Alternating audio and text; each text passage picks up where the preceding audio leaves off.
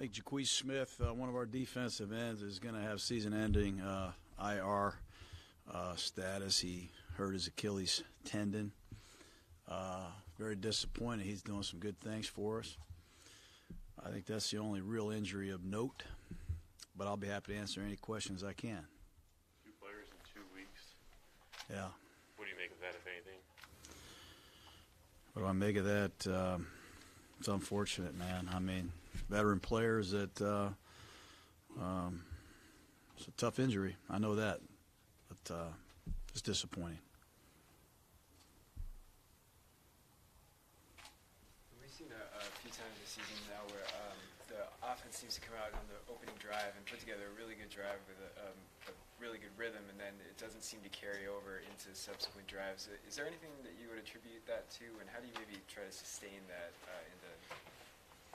Well, it's credit to our guys, excuse me, for starting fast each half. I mean, we take a lot of pride in that.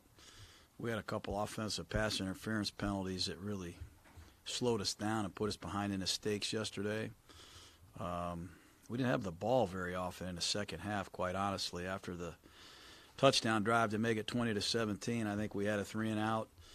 And then when we got the ball back, we were down by 10. We didn't have many possessions in the second half. I think that would help, quite honestly. I got to do a better job. I'll just leave it at that. How'd you feel about the way Martin was running the ball, and not just running the ball, even after he caught a pass? It seemed like he was finishing runs efficiently. He's a good back. You know, I think I'll say it again and again. He's a very good player. He's been a great player in this league. And he's running it. He's catching it. He picked up some blitz that were flush. We did a lot of good things on the film that I look at. We're proud of what we did against a very good defense. We thought Doug Martin played extremely well, and hopefully we can keep him around here. He's a heck of a football player. This is the healthiest we've seen Colton in quite a while, and it seemed to show yesterday. What did you see from him in protection and his play overall as a rookie? He's playing pretty good. You know, last week it was Chandler Jones. This week is Terrell Suggs and Judon. And, you know, it's never perfect. But the last 2 weeks he's played very good football for us. And I was proud of both tackles, honestly. Brandon had some bad snaps at the end of the football game. But both our young guys hung in there and did quite well. Brandon, is that how much of that is a matter of strength and endurance that he's just built up? Yeah, you know what? It might be part of that. You know, I think sometimes you hear different words about pass sets. You overset sometimes for speed. Maybe you're susceptible to power. You know, maybe you don't get out of your stance quick enough in the noise. Maybe you don't take advantage of a chip or know where your help is. A lot of things happen when you have a sequence like that. It's unfortunate. He's up against a very good rusher, and I think I said it after the game yesterday, when it's an obvious passing situation, you know, when you're obviously throwing the ball to get back in it, we got to do a better job collectively pass protecting, and he knows that. Brandon was a little too amped up earlier this season against the Chargers. He seemed to get maybe a little too down on himself after that first sack and allowed that one play to affect future plays. What's the importance for a young player just to stay true to his technique and learn to just weather the highs and lows of a game and in a season?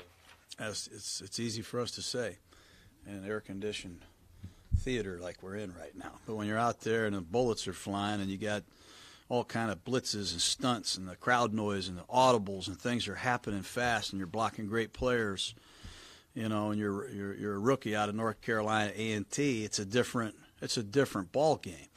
And I don't want to lose sight of all the very good things this young man is doing and some of the difficult situations that we put him in early in his career. But you just got to be mentally tough.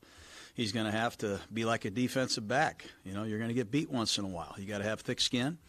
You're going to be a wide receiver. You're going to get gloved. You're going to drop a pass here and there, and you got to come back. And he's been able to do that on a weekly basis, and he's going to have to do it this week because Justin Houston and Dee Ford are coming into town. Challenging to get young players to realize that they are making progress when they're not seeing it on the scoreboard in terms of the final score? It might be, but it's also, I think, a little easier than you might think. You know, these guys are, these guys are excited to show up and get a chance to start in the NFL, no question. But I think that when they look at the film and they realize, hey, I can play in this league. You know, that's all part of being a rookie, is proving to yourself and proving deep down in your own heart that you can make plays in the NFL. It's a big step for every rookie. And, you know, the one-loss record is not very good, and it can take the wind out of your sails. But I think when you sit down and watch the tape with these guys individually and collectively, there's a lot to take away from it. Was there something, or was there what was the issue with your guys' run defense yesterday? Was there one common theme that you thought kind of allowed them to generate steady yards on the ground?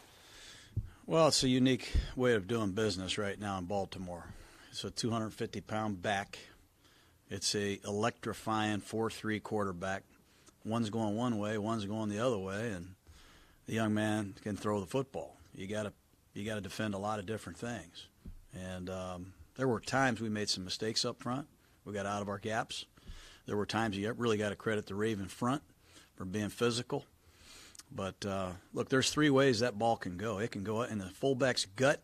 It can go on the edge. It can go on the perimeter to a receiver. And it strings you out. It spreads you out. It makes things very difficult. But it's a combination of all those things. RPO in this league, do you think it's a sustainable part of this league, or is it going to be something that might come and go? We threw a couple RPOs yesterday, run-pass options. I was proud of that.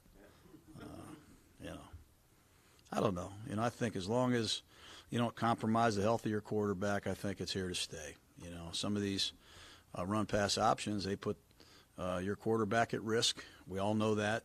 You got to be careful, I think. And you don't want to lose your quarterback because of an unblocked defender on a running play. That's my opinion. But some of these are very unique and hard to defend. Along the same lines, it's understandable if the Ravens didn't want to run Lamar Jackson 26 times a second straight week. But that being said, were you surprised just the first half how much they were making an effort to keep him in the pocket and throw the football rather than what we saw in the second half? No, I wasn't surprised. I know that that's what they have to do to continue to develop this kid. You know, they can't be just one-dimensional. Now, I thought Gunther did a good job. Our idea was make somebody else carry the ball, and that's what we did yesterday, and unfortunately they did a pretty good job of that. Like I said, you got to pick your poison at times defending that type of offense, and we got to get better at it. I think pretty well in pass coverage this season. What sort of strides have you seen him make? Pretty good. You know, he's getting better. I think his practices have been better. I think that's a big part of it. His preparation on Wednesday, Thursday, Friday has been better, more consistent. He's been healthy. And I really credit Derek Ansley, too, our secondary coach. He works good with him. His technique's better. He's more consistent, playing with confidence. He's improving. I like it. Do you expect to bring anyone back to practice off IR besides Justin Ellis this season? I don't know. We brought Johnny Holton up, obviously, this week to give us some speed. We'll probably make a couple more moves. But Ellis will be up this week. Hope to have him available against the Chiefs. That will help us on the inside running game, I do believe. Are you guys signing a tight end off of Baltimore's practice squad? I believe we are. I believe we're in the process of doing that. Darren Waller is his name. Big guy that can really run. Was a wideout at Georgia Tech. He's transitioning into a hybrid role, and we'll take a look at him. Donald Penn is coming up on a period where he could be eligible to return. Is his rehab time schedule anywhere where that's a possibility? Or? Yeah, it is. He's been downstairs rehabbing, and we're hoping he can come back and help us. And I don't know how close he is officially, but he is making progress, and hope to have him on the field before the season's over. Derek Goodson, after the game yesterday, he's been impressed just with the way that Derek has handled the amount of pressure he's been under this season, especially in the last month. How just have you seen Derek sort of bear up under the amount of pressure and the amount of hits that he's taken? I think he's done well. You know, I think he's done well in all areas. He's adapting to a new offense. He's adapting to new skill receivers around him. We've had numerous injuries up front. We've had a new feature back. It's had a lot of change. But he's doing well. He's taking care of the football. I don't know when the last interception is that he's thrown. He made a couple great throws that were called back yesterday. I thought he had a couple other throws that were right on the money that could have been caught. So I'm proud of what he's doing. I agree with Cook. I always agree with Cook, though. Whatever he says, I agree with. I was going to ask about that interceptionless streak. I believe it's to 6 games now. Ever since that goal line pick in L.A., what have you seen from Derek? You know, we talked a lot about him pressing at that stage of the season. Has that been an area where you've really seen him make strides? Yeah, I think so. I think he's, I think he's a heck of a quarterback, honestly. I just leave it at that. I look forward to someday where we have a lot of pieces in place and we have some continuity and everybody's used to playing with one another. I just think this guy has a real high ceiling, and he has a lot of pride in his performance. And taking care of the football and being available every day on a practice field and on game day is a priority. Excuse me. What do you make of Jordy and his? Yeah, it's tough. Jordy, obviously not 100% yesterday. I give him a lot of credit, man, for going out there and playing, giving us everything he has. Hopefully he'll be closer to 100% this week. Hopefully Martavis Bryant shows up. He was knocking on my door this morning, which was a good sign. But I credit Jordy Nelson a lot for going out there and playing over 50 snaps when he wasn't at his best. You guys good? Okay. All right, guys. Thanks a lot.